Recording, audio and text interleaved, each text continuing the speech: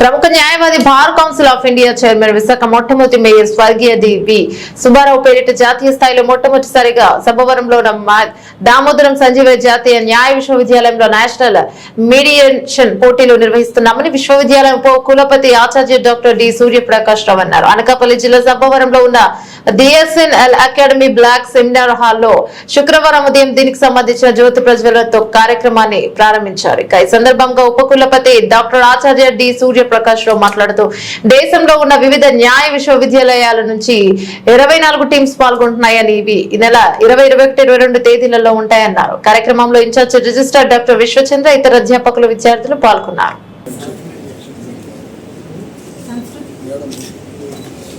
Almost 24 జాతీయ న్యాయ విశ్వవిద్యాలయం నుంచి విద్యార్థులు పార్టిసిపేట్ చేయడానికి వచ్చారు.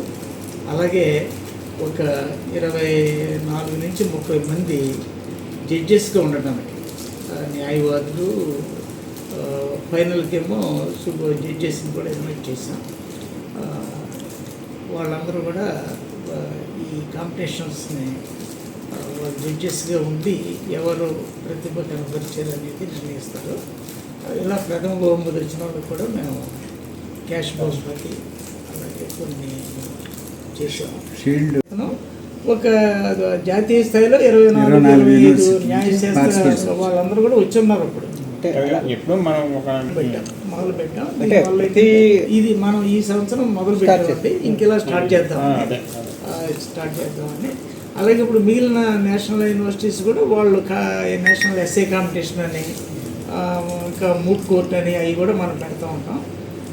సో దీని ద్వారా ఏంటంటే మన పిల్లలందరికీ కూడా మిగిలిన స్టూడెంట్స్ తోటి పరిచయం అవ్వడం, ఒకళ్ళు మొదటిసారి అడ్వకేట్ డి సుబ్బారావు గారి పేరు మీదుగా ఈ కాంపిటీషన్ నిర్వర్తిస్తున్నాం.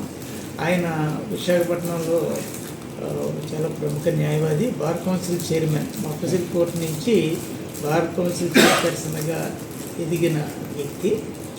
వాళ్ళ అబ్బాయి మాజీ హైకోర్టు న్యాయమూర్తి జస్టిస్ డివిఎస్ఎస్ సోమ్యాజులు గారు కూడా ఈ కాంపిటీషన్కి ఆయన 1 లక్ష రూపాయల వరకు సపోర్ట్ చేయడం జరిగింది.